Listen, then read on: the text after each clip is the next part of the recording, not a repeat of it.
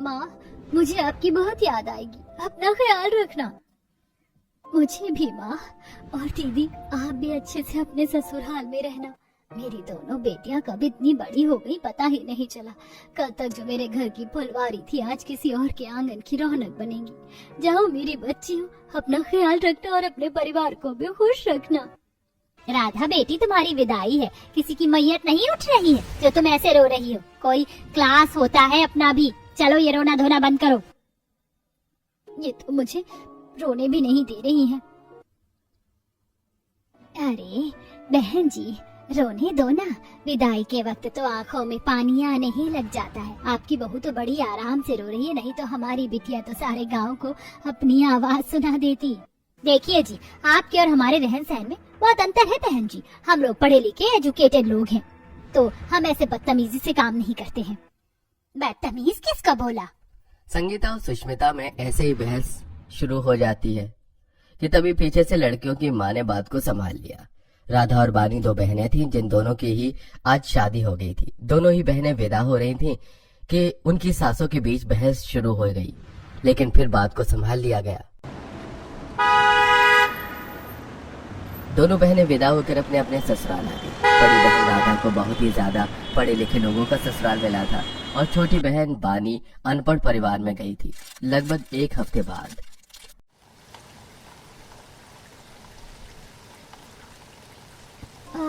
सुबह हो गई, चलो जल्दी से तैयार होकर नीचे चली जाती हूँ।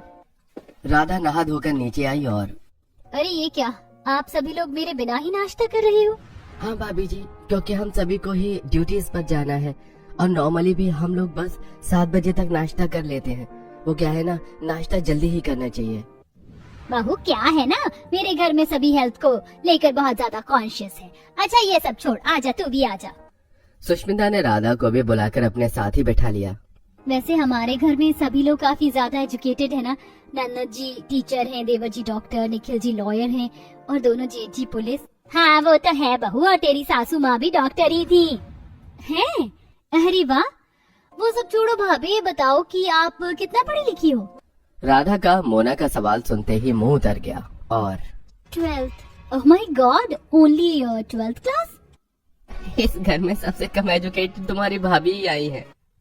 अरे ये तो ऐसे हैं जैसे पढ़े लिखों के बीच एक अनपढ़। सभी ऐसे ही राधा का मजाक बनाने लगे। वैसे तो वो सभी बस मजाक ही कर रहे थे, लेकिन राधा को ये बातें दिल पर लग गई और वो वहाँ से उठकर चली गई। वहीं दूसरी तरफ मैंने अभी अभी तो नाश्ते के लिए दलिया बनाया था, कौन खा गया? वाह बहू, नमक का दलिया तो सच में बड़ा ही मजेदार लगता है। माँ आप कब उठी? बस अभी तो उठी थी, समझ। माँ जी आपने उठते ही बिना हाथ मुंह धोए खाना शुरू कर दिया। खाने पीने में भी इतना हिसाब कौन लगाता है बहू? मैं तो ऐसे ही खा लेती हूँ और हमारे तो पूरे खानदान में सभी ऐसे ही खाते। किसने बताया है हाथ मुंह धोकर खाओ? संगीता की समझ नहीं आया कि अब वो अपनी सास से क्या बोले, इसीलिए वो बस चुप सी ही रह गई। ऐसे ही कुछ दिनों बाद राधा भाभी, आप रेडी नहीं हुई? अरे हम लोग आज एक बहुत ही ज्यादा अमीर पार्टी में जा रहे हैं, आपको नहीं चलना है? नहीं मैं नहीं जाऊंगी। मुझसे क्यों जाने को बोल रही हैं? मैं तो इनकी बेइज्जती ही करवाऊंगी।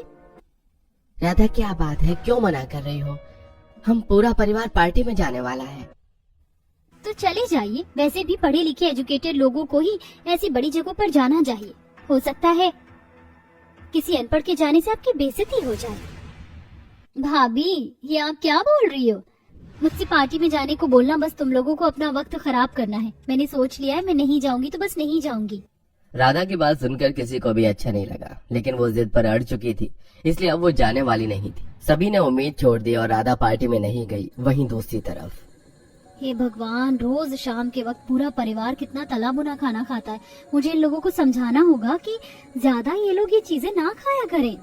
बानी अपने ससुराल की रसोई में खड़ी हुई पकौड़े और समोसे वगैरह बना रही थी, जिन्हें बनाते हुए वो ये सब बोल रही थी। कुछ ही देर में उसने पकौड़े बना दिए, जिसके बाद ये लीजिए। बानी अपने ससुराल वालों का बर्ताव देखकर चौंक गई, क्योंकि उसके ससुराल वालों ने उसे पकौड़े रखने का भी मौका नहीं दिया। वो उस प्लेट पर टूट पड़े और अपने अपने हाथों में भरकर वो उन्हें खाने लगे। ये सब क्या था? आप लोग ऐसे बेसब्रों की तरह क्यों खा रहे हो, जैसे कि आपको कभी कुछ खाने को मिलता ही नहीं? बहुरानी, इसमें क्या बेसब्री है, और हम लोग तो ऐसे ही खाते हैं, तू भी खा ले। आप लोग इतनी बुरी तरह प्लेट से चिपटे कि अब मेरा मन नहीं है खाने का। माँ, बाबा और आप सब भी। आजकल वो जमाना नहीं रहा जो हर इंसान कैसी भी हरकतों को बस इग्नोर कर दिया जाता था। आज का दौर अलग है। अब सभी लोग मैनर्स से चलते हैं। मैं बताती हूँ आपको, प्लेट से एक बारी में बस एक ही पकौड़ा उठाना चाहिए और चटनी में उसे अच्छे से डिप करके खाना चाहिए। बानी सभी को खाने का सही तरीका बताने लगी। उसके ससुराल वाले पढ़े लिखे नहीं थे, जिसकी वजह से वो उसकी बातों को गौर से सुनने और समझने लगे। ऐसे ही कुछ दिन बाद, सभी खाना खा लीजिए। बहू, क्या बनाया है? ईयू, माँ भाभी ने तो आलू के पराठे बना दिए हैं। आलू के पराठे? माँ, मैं नहीं खाऊंगा। मैं भी नहीं खाऊंगा। आप सभी क्यों मना कर रहे हो? राधा जी यार, मैंने कितनी बार तो बताया है कि हमारे परिवार में सभी हेल्थ को लेकर बहुत ज्यादा कॉन्शियस है। ये इतना ऑयली खाना कोई भी नहीं खाएगा। एक तो ऑयली पराठे और ऊपर से आलू। अब इस खाने का क्या होगा? माँ जी, हम लोग रोजाना हेल्दी और लाइट ही खा रहे हैं, कभी कभी तो ऐसे भी खा लेना चाहिए। नहीं राधा, तुम हमारे साथ कब से रह रही हो, तब भी नहीं समझी। हम ये नहीं खाएंगे। किसी ने भी राधा का बनाया हुआ खाना नहीं खाया, जिससे कि राधा को बहुत ज्यादा बुरा लगा। और ये लोग तो मुझे पागल महसूस करवाने में कभी कोई कसर नहीं छोड़ते। यही बस समझदार है। बेचारी राधा उदास हो गई, क्योंकि उसके परिवार में उसके किए कामों में बहुत ही ज्यादा कमियां निकाली जाती थी। वहीं दूसरी तरफ बानी अपने परिवार वालों को तमीज सिखाती थी और वो लोग उसकी बातों को सुनते भी थे, इसीलिए वो अपने परिवार में खुश रहती थी। ऐसे ही सिलसिला जारी था और आज के दिन राधा के घर मेहमान आए हुए थे। अरे भाई सुष्मिता, खाना किसने बनाया? मेरी बहू ने बनाया है। कैसा है? अरे बहुत ही ज्यादा स्वादिष्ट है, मजा आ गया। मेरी बहू तो ऐसा ही खाना बनाती है, टेस्टी और हेल्दी। क्या बात है, मेरी सासू माँ मेरी तारीफ कर रही है। ये तो बहुत ही ज्यादा शॉकिंग है। चलो, लेकिन अच्छा है, कम से कम मुझे कुछ तो वैल्यू दी गई। सुष्मिता ने ऐसे बोलकर बात को खत्म कर दिया। आज उसका मन कुछ खुश सा हुआ था, क्योंकि उसके सास ने उसकी तारीफ की थी। ऐसे ही सिलसिला जारी था कि एक दिन, ओहो, बिजली चली गई। मेरा कितना इम्पोर्टेंट असाइनमेंट चल रहा था। अरे नहीं, लाइट चली गई। अब तो इंडक्शन पर खाना नहीं बन पाएगा और साथ ही माइक्रोवेव भी काम नहीं करेगा। तो मैं क्या करूँ अब? सभी घर में परेशान हो गए थे क्योंकि बिजली चली गई थी। ऐसे में राधा ने दिमाग चलाया और वो खाना बनाने अपने घर के ग्राउंड में आ गई, जहाँ उसने ईंटों का चूल्हा बनाकर उसके ऊपर खाना बनाना शुरू किया। अरे वाह भाभी, हमें तो पता भी नहीं था कि इस तरह से भी खाना बनाया जा सकता है। वाह बहू, आज तो तूने हमारी पढ़ाई को फेल कर दिया। हम लोग तो बाहर से ही खरीद कर खाना खाते, अगर राधा भाभी न होती तो। सभी राधा की ऐसे ही तारीफ करने लगे, जिससे कि उसका मन खुश हो गया। अब राधा को भी समझ आ गया था कि उसके घर वाले उसे चिढ़ाने के लिए कुछ नहीं बोलते थे, बस वो उनकी आदत थी, इसलिए वो घर में ज्यादा चिड़चिड़ाया नहीं करती थी। वहीं दूसरी तरफ बानी भी अपने परिवार में खुश रहती थी और इस तरह अब सब कुछ ठीक हो चुका था।